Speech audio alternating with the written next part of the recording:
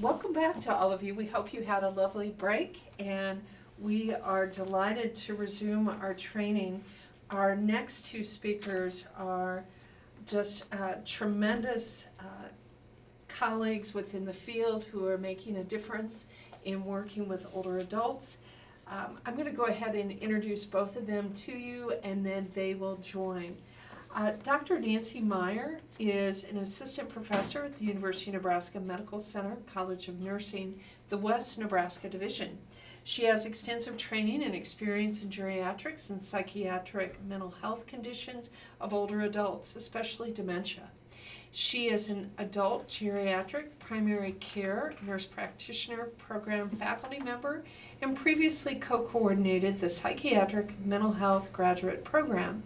Dr. Meier provided psychiatric mental health examinations and screenings of older adults via a nurse-managed mobile nursing unit as part of a HRSA grant, and provided comprehensive mental health screenings, evaluations, and dementia assessments for rural older adults through her WIN grant. As part of her faculty practice with Regional West Medical Center, Dr. Meier performs psychiatric mental health rounds at 6 nursing facilities and collaborates with mental health providers to provide clients the highest level of care. She is also the director of the Greater Nebraska and Wyoming Dementia Assessment Center in Gary, Nebraska, a beautiful part of the state. It truly is. In addition to Dr. Meier, we are privileged to have Lorie Thomas with us. Lorie is the manager of transition services for Region 6 Behavioral Health Care. She's been a social worker for over 30 years and has worked in a variety of practice settings.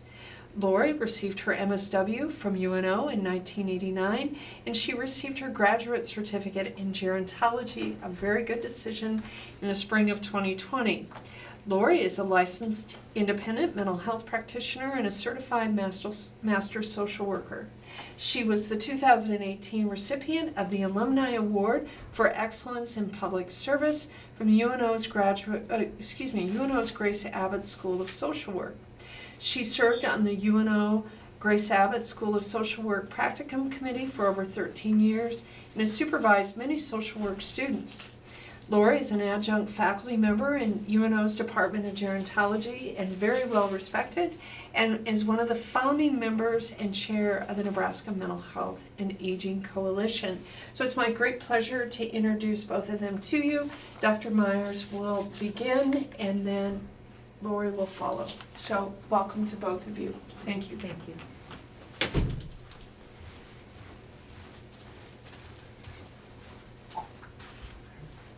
Thank you very much. I'm going to share the screen, and you should just see the first slide on the screen right now. Is that correct?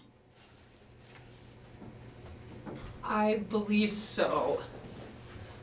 Okay. I believe so, Nancy. We are just getting that synced up here in the room, and we should be good.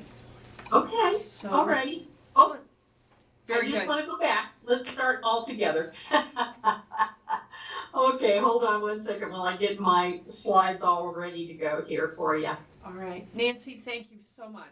We appreciate Not a your problem. patience. I'm going to stop sharing for 1 second here. It's just kind of doing some really strange things here. Let me go to slide share again, and I think this is where we are. So we are good, and folks can see that on. I can see in here, yes. Okay, thank you. Okay. Are you able to see my slides now? Yes. Okay. So thank you so much for the opportunity to talk about a topic that is near and dear to my heart. I have great experience over the years of caring for the older adult from a geriatric medical perspective, but I've also had a specialty in the psychiatric side of things for the older adult. Part of what the focus is today is to really go over some of the undetected and issues of mental health conditions in the older adult, what may be expected, and certainly as we look at these objectives, is that you will be able to identify 3 main mental health conditions of the older adult. You will be able to name risk factors that create an environment for the development of depression in the older adult. Then there's ways of detecting early symptoms of depression and anxiety. I'm giving you 2 screening tools, one for depression and one for anxiety, but the main focus today is going to be on depression. Nancy? Well, Nancy, yes. I am so sorry to interrupt, and our apologies to you. Could we trouble you to do a screen share? Right now, for some reason, we're not seeing your slides, and so thank you. Again, our apologies to interrupt your flow. Let me stop and let's start back again. So you'll want to do the screen share with your slides. Yeah, let me just escape here. Let's do another share screen.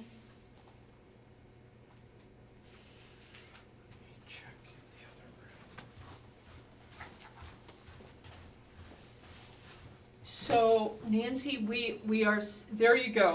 Very good. Thank you. Okay, no problem. Thanks so much. Not a problem. Well, I think you've heard the first 4 objectives and overview of this presentation today, and certainly Lorie will continue with the emphasis on the holistic approach to caring for the older adult in mental health conditions.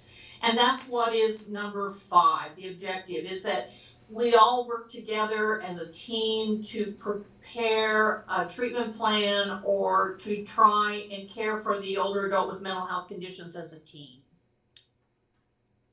One of the things before we start into the actual conditions that I've identified that are the key mental health conditions of the older adult is to identify whether or not depression, anxiety, and certainly dementia is a part of normal aging. Just because you're aging and you're reaching a certain age does not mean that you're going to have dementia or certainly any kind of form of depression or anxiety. What we know is normal aging, it does put us at a higher risk for certain kinds of dementias, but overall, the whole population of the older adult, which is becoming much larger with the baby boomers reaching 65 and above, most of them have good mental health aspects, and despite the impression that if you're getting older you're going to have Alzheimer's or you're going to have depression is really a myth. It is not really a fact, and it's not supported, and most of the older adults would say right now their quality of life and their mental health is very good. Key question that you might be asked later: is depression, anxiety, or dementia part of a normal aspect of aging? And the answer is no. These are not expected things to find, so that if I do start to see symptoms of depression, anxiety, or dementia, I want to check them out, and the earlier the better. We are having a great increase in the number of individuals over the age of 65, and that's globally. So we're going from 12% to almost 22% by the year 2050. And that seems a long way away, but yet it isn't. What makes an older adult at risk for some of the mental health conditions? And here I want to stress that it isn't that they have different symptoms or they present with different conditions. It's how they express their symptoms. Often precipitating factors are because the older adult and the aging process puts them at higher incidence of stressors. You think about you're retiring. While that's a very happy time period, for some it's a loss. It's they don't have anything to do, or they're not as active mentally. It may be that they have many comorbid conditions or diagnoses and diseases, and they have a loss of physical and functional decline, and that impacts their mental health. And they start to have symptoms of depression, and we need to know whether or not that is the source, is the medical condition, or is this a new factor or a new condition that they haven't presented with before. We also know that medications that are used to treat the medical conditions often create symptoms of anxiety and certainly depression. And in many cases, it looks like they have a dementia. It will cause confusion. And our role as a medical provider is to rule out, is it a temporary factor that is causing some of these symptoms in this older adult?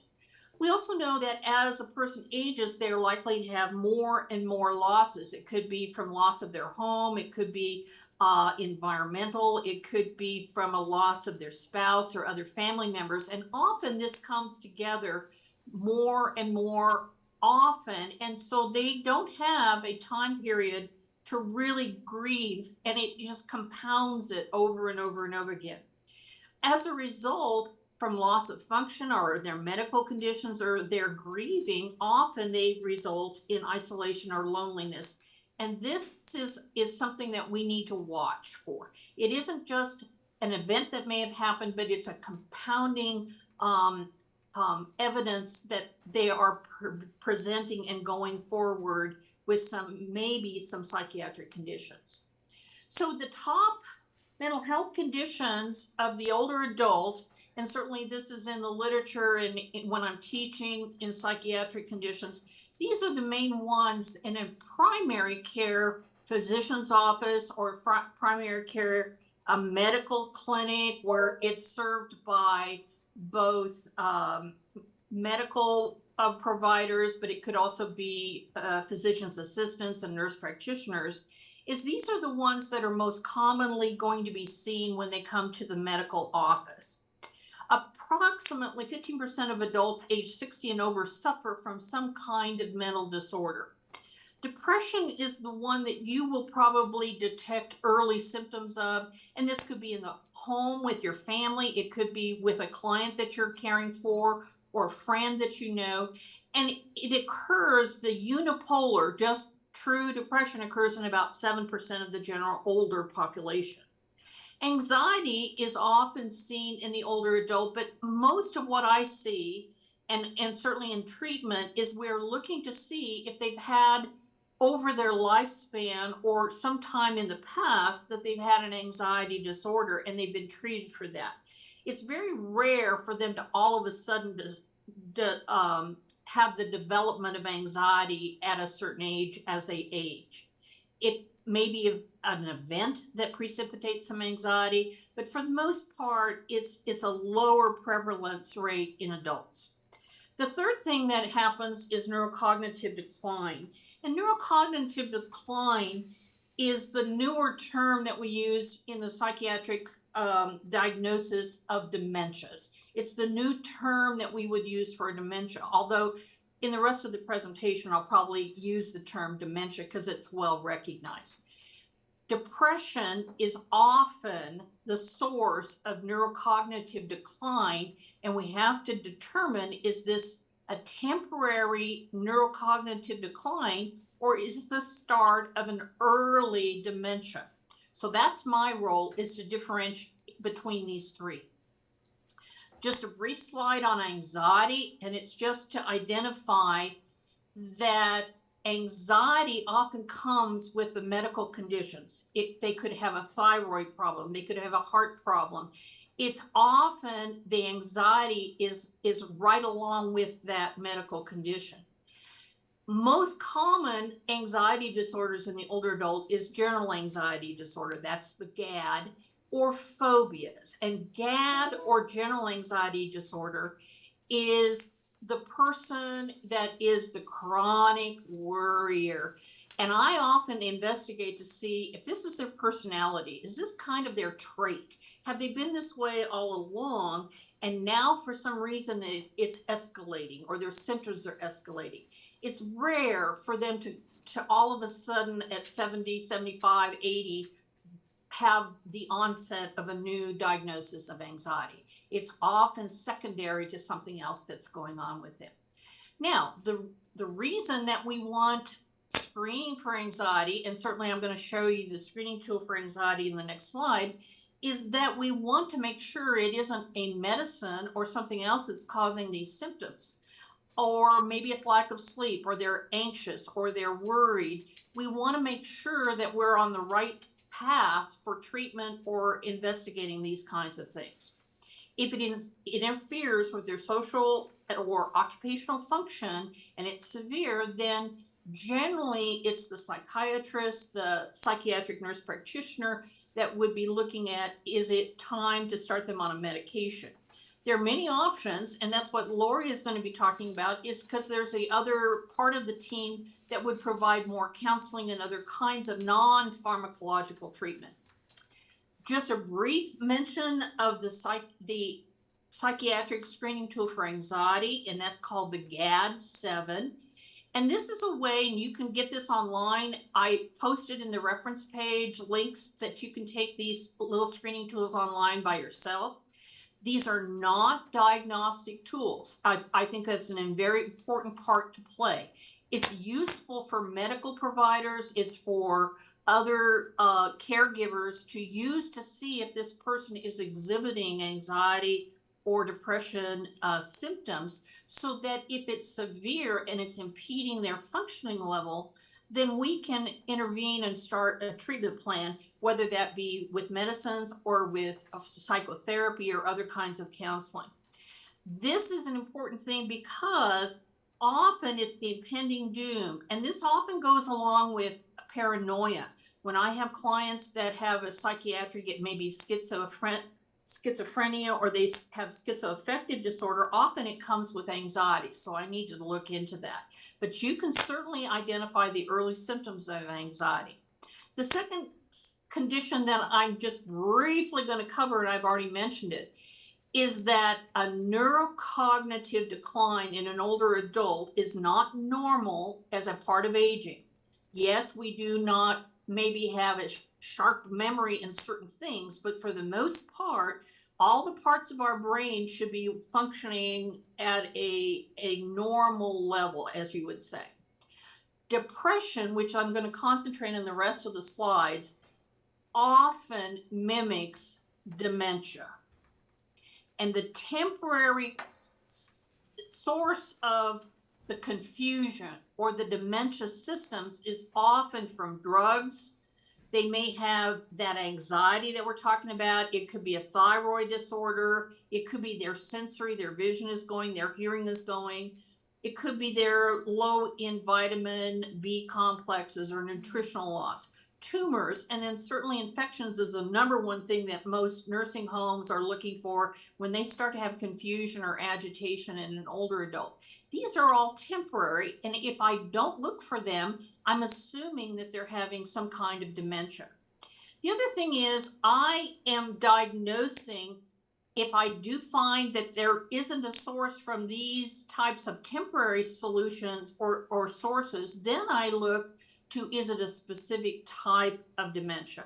A lot of older adults are fearful that they're going to have Alzheimer's disease, but the key here is that often it's a temporary an event, and we often, once we get them in and we can diagnose them, then they're relieved and they don't have a dementia to think about. There's also many screening tools that I use, and certainly I do formal neurocognitive testing for dementia. Now on to depression. This is one of the key topics today because it's often not detected or recognized in the older adult. And the key here is that the symptoms are overlooked because they're often muddled with other symptoms that they may have with their medical condition or events that are going on in their life. And often family members say, well, you know, their friend that they used to play cards with, they'd moved to another state or whatever. The key is that it's a depression that impacts their functioning level. It's severe enough that they are not going out for social events. Their eating may be disrupted. There may be other issues. They're not sleeping, or they're sleeping too much. The key is that in the older adult, they often don't talk about this. They don't go to their primary physician and say, you know, I'm really depressed. Part of that is because they don't have the same terminology that we are looking for. when I ask a client in the nursing home, are you depressed, or how is your mood today? They go, what are you talking about? So I put it down to, are you happy? Are you sad? And then they kind of get it, but often we don't ask the questions. And so therefore they go undetected for quite a while. The other part of this, and I want to make one statement, is that it's often treated. If I go to a primary physician or a primary care provider in my clinic, and I do talk about depression, and they see that it is depression, they'll start the man on an antidepressant. Often a year later, when I see them, they're still at the starting dose. So they've never reached the maintenance dose, so we have no idea if the medicine was effective or not. So that's the other part of the problem. It's undertreated. What are the complications of undetected depression? These are the three main things. One is it compounds the outcome and creates a poor outcome for their medical condition. The client is not interested in doing self-maintenance. They forget their medicines. They are not participating in physical therapy and so on. The other big one is suicide. An untreated depression that is severe in the elderly, it is more likely to lead to suicide than any other age group. Suicide in the elderly is as high as the adolescent group, particularly in the males. The other thing is functional decline. With loss of appetite, fatigue, weakness, and so on, it impacts their overall functioning, and the whole body is affected by a depressive episode. Factors that lead to this, I've already talked about it, but often their symptoms are part of their medical condition, so they don't think that this is really depression. They have pain. Their pain is worse. They're fatigued. And often they have very vague symptoms and they don't relate it to that it's a depressive episode. We also have talked about, and I mentioned earlier, but depression, when they are presenting with cognitive issues like memory or concentration, particularly concentration, it is really looking like they have a dementia, and they are very fearful of bringing it up to their provider or their family. Often caregivers also think that it's grieving. Well, they've been sad about such and such. The key is that we do take time to screen. So the earlier the diagnosis and the treatment, it improves the quality of life and certainly their functional status, but it can also help prevent premature death, particularly from lack of treatment of their comorbid conditions. Remember that screening tools are not diagnosis, but they're helping you and your provider or anybody that wants to use those tools to identify very specific symptoms. The goal of using these tools and to have early diagnosis is for primary care physicians and caregivers to screen routinely for depression. And that's a national campaign, is that we pay attention to depression in the older adult, and the goal is that primary care physicians, or wherever that older adult presents for medical issues, they also ask about depression. There are two tools that are consistently used. The one that is used in the general primary care are PHQ-9, the primary health or patient health questionnaire. And then there is a PHQ-9 that if you find a symptom in the PHQ-2 that it's positive, then you go on with this one. I use the geriatric depression scale, but there's many different tools that you can use. The goal is to identify the symptoms. So if we just look briefly at the PHQ-2, all you're asking is, in the past 2 weeks, have you been bothered by little interest or pleasure in doing things, or are you feeling down, depressed, or hopeless? A yes to either or both of those is prompting you to then go to the PHQ-9. PHQ-9, go figure, the first two questions are from the PHQ-2 screening tool. But notice I've highlighted functional issues: sleep, overeating, poor appetite, tired, energy. And then this is one tool that does ask, do you think of harming yourself, or are you thinking of committing suicide? These are crucial in our screening process for dementia or depression, sorry. For my diagnosis, I use the DSM-5 diagnostic criteria from the American Psychiatric Association, but I use those screening tools to help evaluate those symptoms. I focus on, is it most of the time, all of the time? And then at the end of those tools, I say, how is it impacting your life? Is it impacting your work? Are you not able to get out of the house? I'm looking at the severity of their symptoms and then determine what is the next step. One other thing to note is that often in the older adult, they have what is called dysthymia. This is a low-grade, long-term depression that is often undetected. And it's something that I would look for as I'm diagnosing. What's the goal of treatment? Well, number one is to make them safe and there's no self-harm. We also want to educate that there may be symptoms coming from their medications or their chronic conditions, but overall, we're creating a treatment plan that is treating the whole purpose. It's looking at their medical side of things, their sensory, and other functional issues so that we have the best quality plan possible. The aim is to provide complete remission. My goal is to diagnose, and certainly if it's severe, to start them on the medical management of stuff. Now, the good news, and it's really close to the end of my presentation, is that you're not isolated. I'm not working alone. The primary physician is not working alone. We're all working with an interprofessional team, and the goal is always an individualized plan. There may be an option for psychotherapy, counseling, other exercise treatments, other kinds of things that Lorie will go into. My role is medical management and the medicine management. There are other types of treatments that we would do for depression, but certainly the goal is that it is holistic and we provide a comprehensive care. So my role, and certainly the role of the psychiatrist, is to evaluate and diagnose, create a patient-centered treatment plan, start medication management if it's severe or I think it's an important part of the plan, and then to evaluate their medical conditions and treatments to make sure that they aren't causing the symptoms. We often will refer, and certainly that is our recommendation for a primary care provider, is to refer to the psychiatrist or the psychiatric mental health provider when it's very severe. Okay, so in summary, I think you can answer these.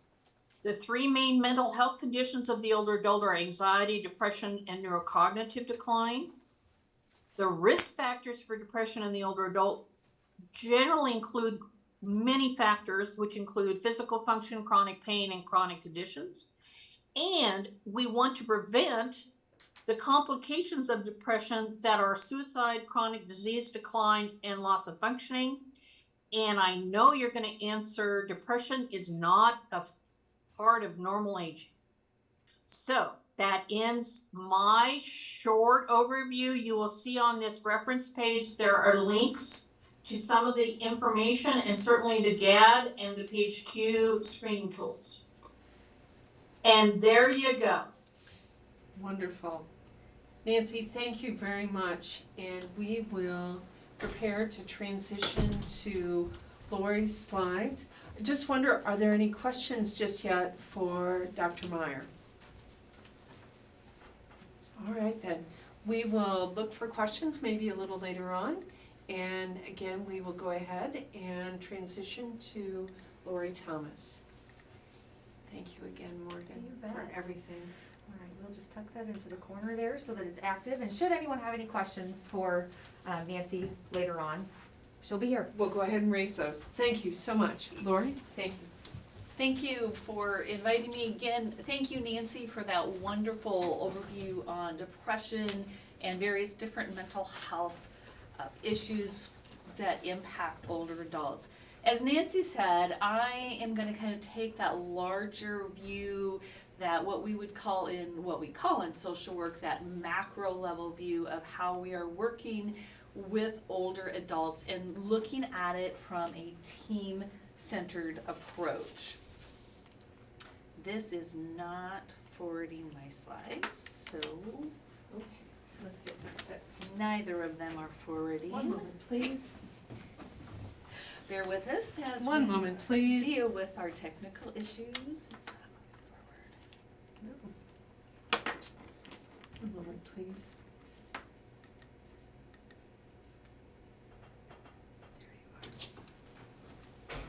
Is the clicker powered off? We're good. We're all good. Wonderful. Thank you. Thank you, Lori. Thank you. So as you see the objectives for my part of this presentation, I'm going to talk about the importance of coordinated system of care. Nancy said we don't do things in a vacuum. So we need to have that coordinated system of care. And then I'm going to show you some resources that are available to you as you pursue continuing to better the older adult's life. One of the things that we do know, Nancy alluded to it, is that many older adults are not seeking mental health services from a mental health practitioner. They initially go to a primary care doctor. So it's really important that every member of a person's team understands the mental health perspective of the individual and is able to address that. So we're going to talk about interdisciplinary team, because that is a group of healthcare professionals who are working together and they're sharing their expertise, knowledge, and skills with each other, centered around that older adult, working together towards the same goal of providing the best care and outcome for their patient, for their client, that's going to help provide a higher quality of life for the individual. So examples of someone who could be on an interdisciplinary team: physicians, social workers, case managers, nurses, a pharmacist, a respiratory technician, physical therapist. And one of the things that I think is one of the most important part of the team is the person themselves. So you might say, why? Why do we want to have an interdisciplinary team or an interdisciplinary approach? So research has shown that there are multiple benefits of having that interdisciplinary approach to the overall care of our older adults. For one, it provides a better continuity of care, so everyone is understanding what others are doing. There's better quality of care to that individual, and that ends up with having better health outcomes for that individual. And if you're having better quality of care, better continuity of care, you're getting better health outcomes, that's going to lower cost. And we know that that's important for folks, is to have that cost as low as possible. And we increase the greater patient safety. We have better care of chronic illnesses, as older adults have often have a lot of chronic illnesses. We want to make sure we're taking care of that overall chronic illness. We have better medication adherence. If you have an interdisciplinary team that is looking at the various aspects of an individual's care, and they understand this may be an issue, this may be a challenge for an individual, you can develop that treatment plan, you can develop that approach to help them be better adhering to their medications. And then you have fewer adverse drug reactions, and you have fewer hospitalizations, and all of those together are going to come back around to make sure that we have the highest quality of care available to those individuals. As a nation, as a system, we have now seen this movement towards this age-friendly system of care. That's what we're calling it, an age-friendly system of care. Older adults often get put on the side, and we don't really think about why it's important to make sure that we are taking care of our older adults. So an age-friendly healthcare system is a healthcare system, and that's including the mental health in that, that addresses someone's unique needs and wants. It can help that individual enjoy a higher quality of life. And the higher quality of life someone has, the less chance that that depression and that anxiety is going to be taking over their life. When you have that age-friendly, when you're paying attention to being able to provide care to someone, it's not the same. Pediatrics is different than geriatrics, and so we want to make sure that that system of care is developed with age in mind. So one of the things that has been created kind of lately is called the 4 M's. And we're going to look at this 4 M's with the hope that all providers, regardless if they're the mental health provider, if they're the physician, if they're the nurse, are looking at all 4 of these together. We're going to unpack all of these as we move forward. So the first one is looking at what matters. So what matters to the individual? Everyone should be asking them what is important to them, not what is important to the physician thinking that that's what's important, or the nurse, or the social worker, the physical therapist, but what matters to that individual.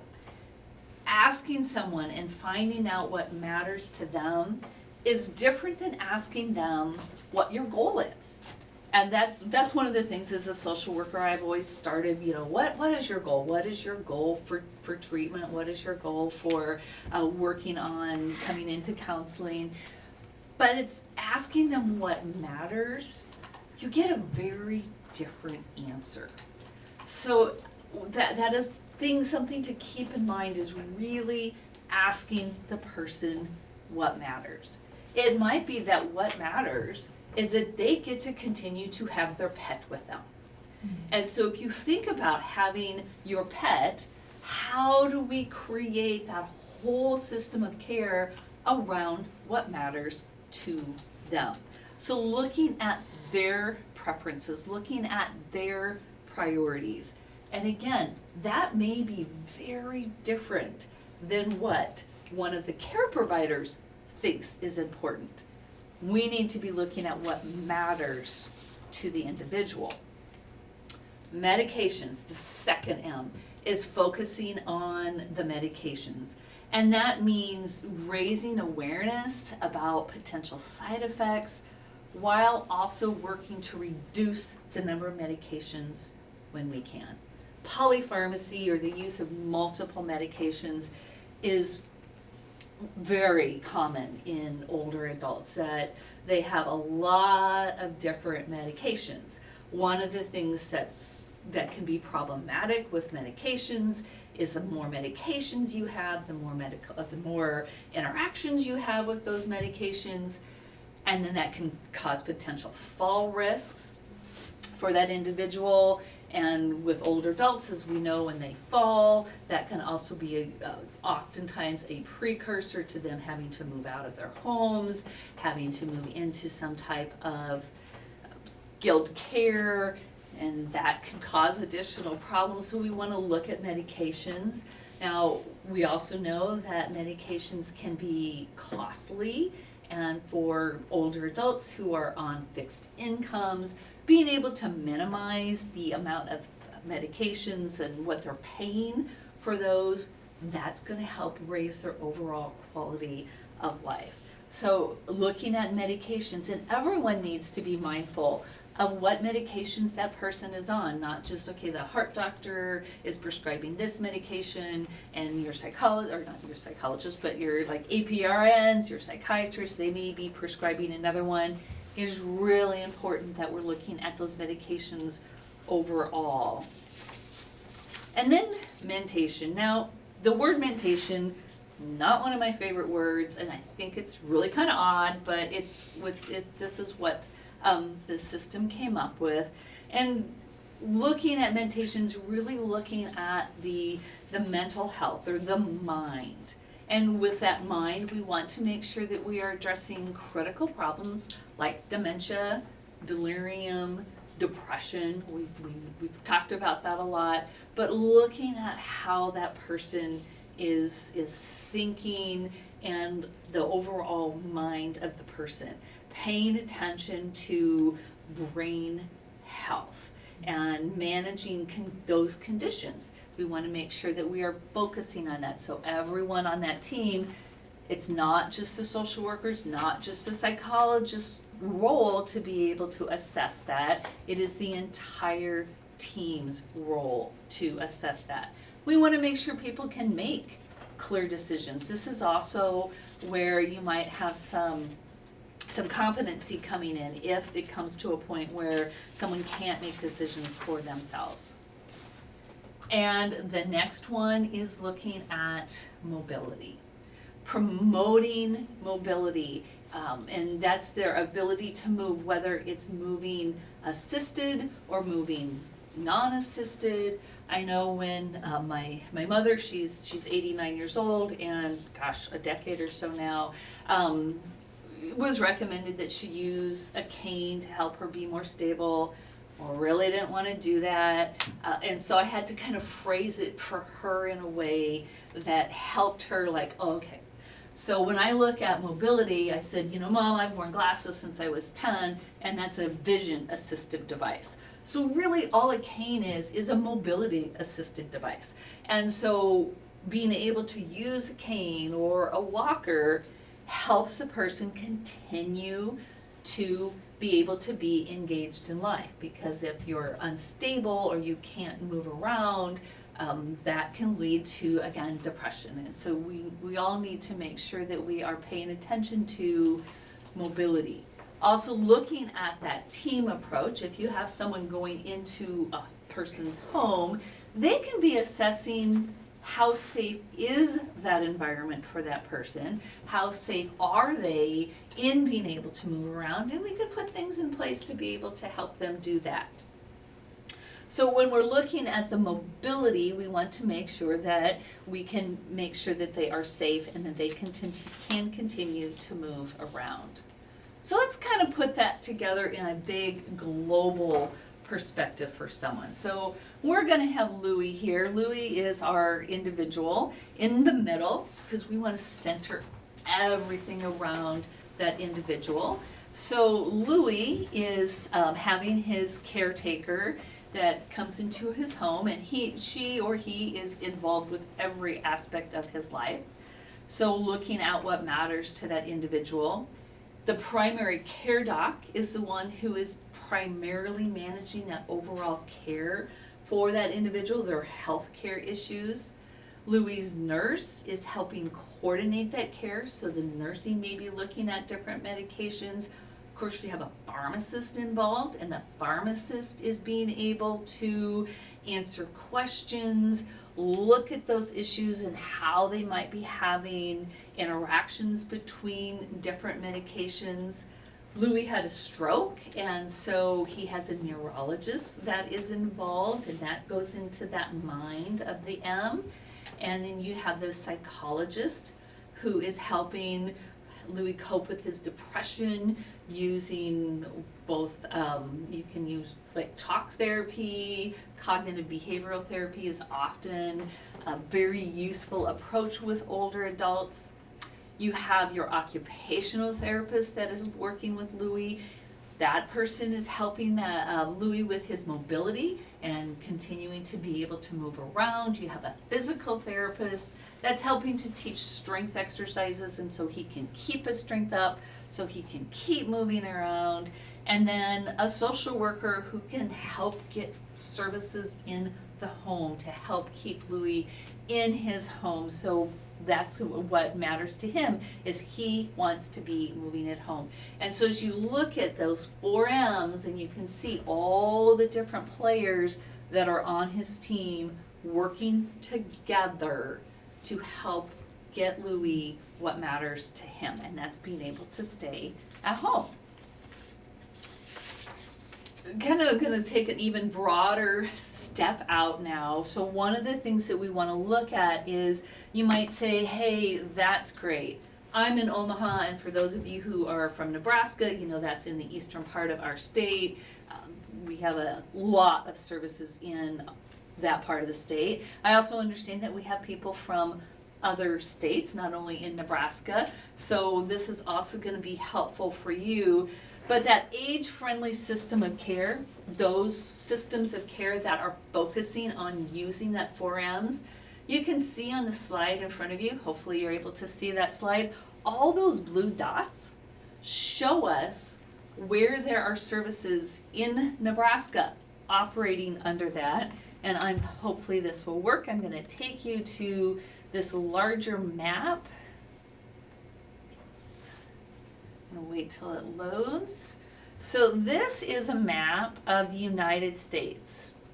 And you can see on this map all of the different systems of care, the different programs that operate under that cohesive 4Ms approach.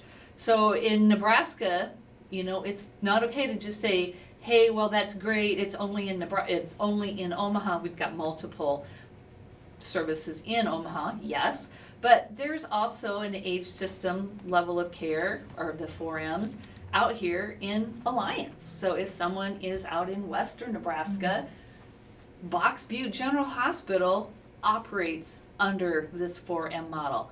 You have people up here in Creighton, Nebraska at Avera Creighton Hospital who works under that mindset, that overall approach.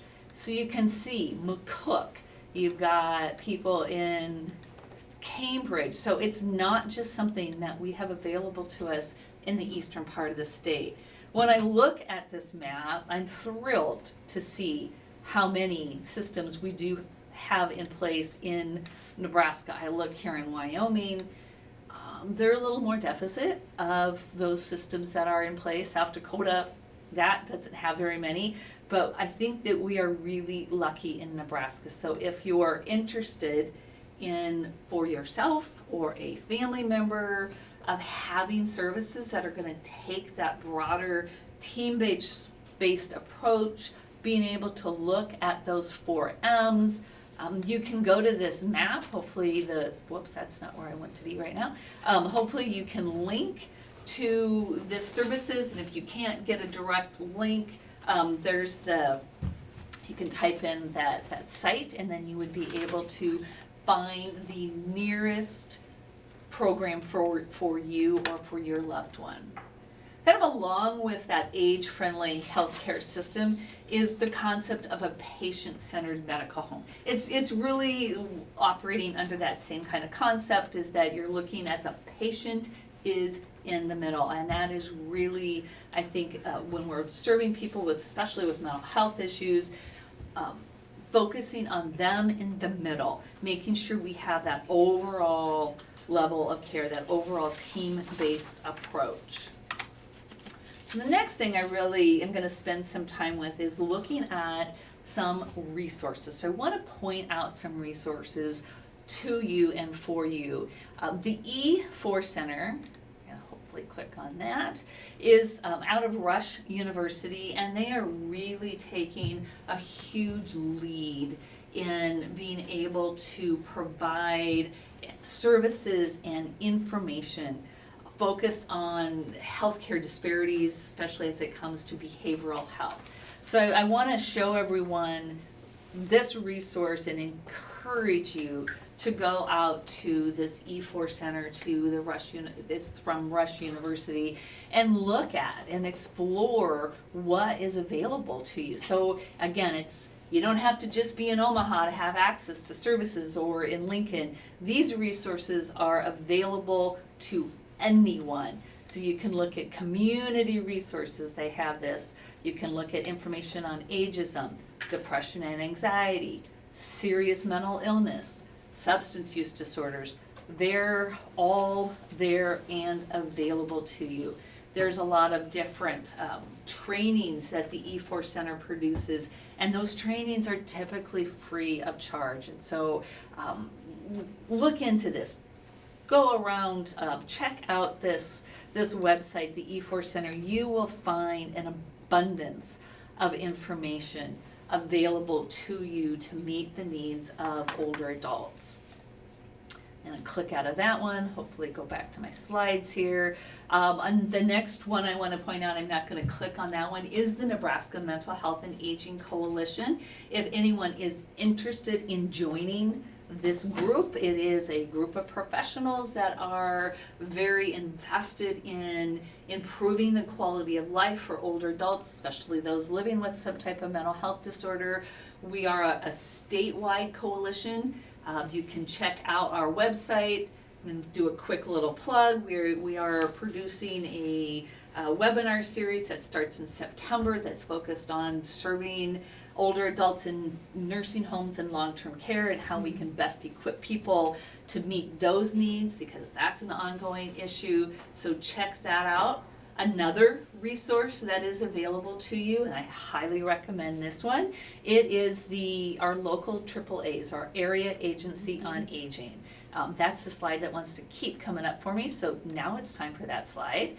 So each of the 93 counties in the state of Nebraska is part of one of the AAAs, and I believe there are 9 of those, so 8 of them. So you can see here, you can find your county, so sorry to the people who are not in Nebraska, but AAAs are all over the United States, and so your area, wherever you live, is going to be served by an area agency on aging. Highly, highly recommend that if you're looking for assistance, if you're needing to get guidance with that individual or with an individual, an older adult, look to your AAA. So they have just an abundance of resources, whether they're home-based services, Meals on Wheels, those all come out of your AAA. So that is a resource that you can access. And also on here is what we call the ADRC, the Aged and Disability Resource Center. I'm not going to click on that link because I'm going to just let you be able to look in at it and explore that. Again, it's providing resources, and those resources are available all over the place. The next one I want to just point out, there isn't a link here. Hopefully you have heard of the new 988 Suicide and Crisis Lifeline. This went live. It is a national initiative. It went live last month. I'm sure that everyone has heard of 911. We call 911 in the case of a medical emergency. 988 provides that for mental health crisis. There is someone throughout the United States, 988, there are call centers. Here in Nebraska, ours is actually answered out of the Boys Town Crisis Center. But one of the things that is really beneficial to the 988, 911 can make an ambulance come to your house. 988 can get a crisis mental health team coming to your home. As Nancy pointed out, suicide rates are very high among older adults. Having this 988 system, knowing that there is someone there on that other line that can help, that can get someone to your home, I think that's just precious. And so get the word out. If you haven't heard of 988, it is there and it is available for everyone. Depending on where you are, that crisis team may take a little longer to get to you, but the goal is that within an hour of that initial call, that there will be people that will be accessing. The next one I want to point out is that the Nebraska Geriatrics Workforce Enhancement Program, it is a place where you can go to get additional resources. I am now at that point. I'm going to pause to see if there are any questions. Yes. Okay, the first question, actually there are two questions that are very, very similar, so I'm going to address them just kind of at the same time. basically the first one's saying, how has the pandemic and associated restrictions / isolation impacted the aging population's mental health and social behaviors?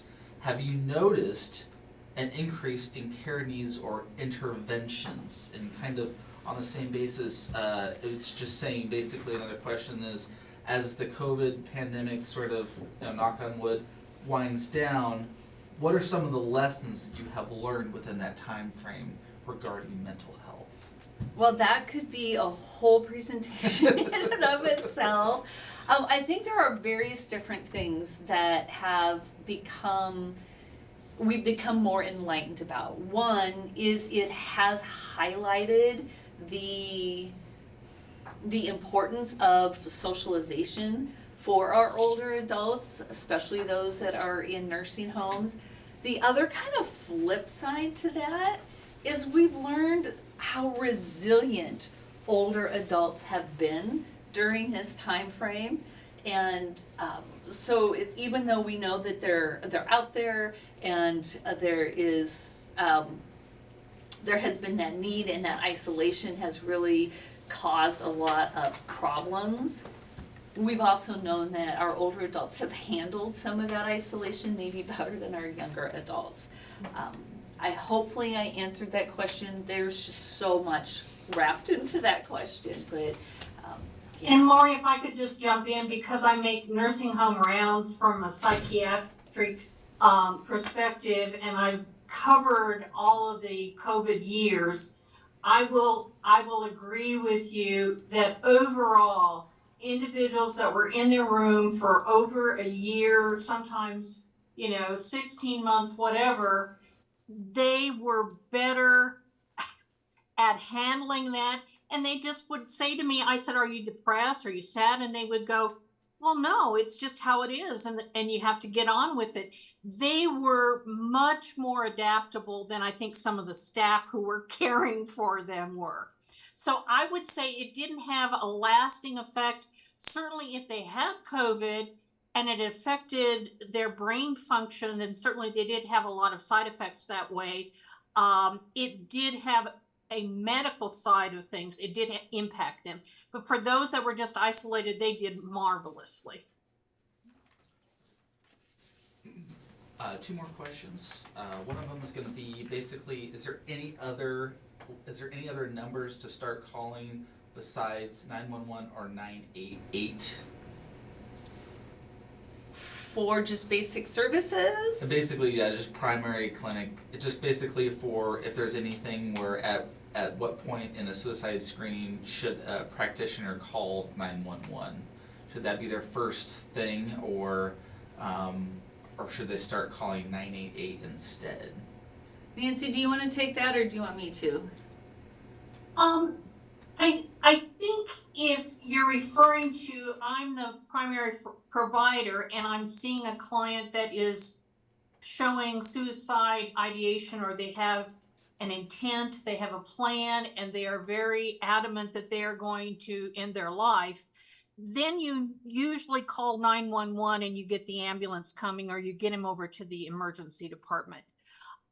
If it's a family member, they can still be asking the same things. But when they are truly suicidal, and there are very specific questions that you can ask, but the issue is you point blank ask, are you planning on ending your life? You point blank ask them those questions, and if they have a plan, then you immediately call 911. If it's more that they're depressed and they need more of a talk and talk it out with somebody, then I would go to the 988.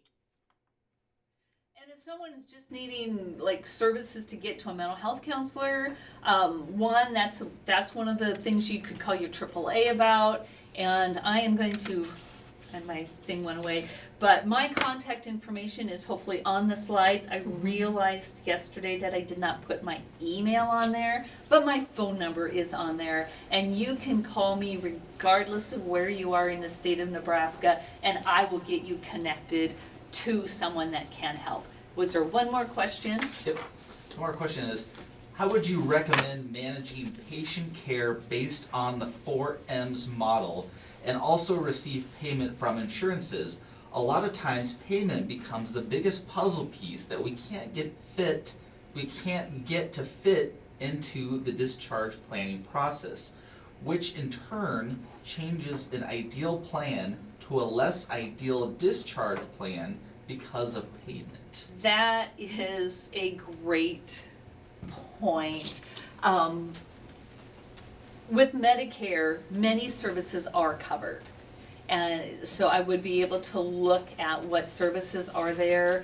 And I know that we are running short of time, but I would work with a social worker, I would work with a care planner to be able to figure out what does fit for that individual. And I know that really is not gonna answer it as well as the person wants it to be. Nancy, did you have anything to add? No, I was just gonna say that screenings are covered, and certainly in their wellness checks that are provided annually, you can include the screening tools and linking them to different treatment programs or different social services. So I agree. You first start with what is your billing process at your facility. Thank you. I want to say thank you again for everyone putting together this putting together this training. My time is done.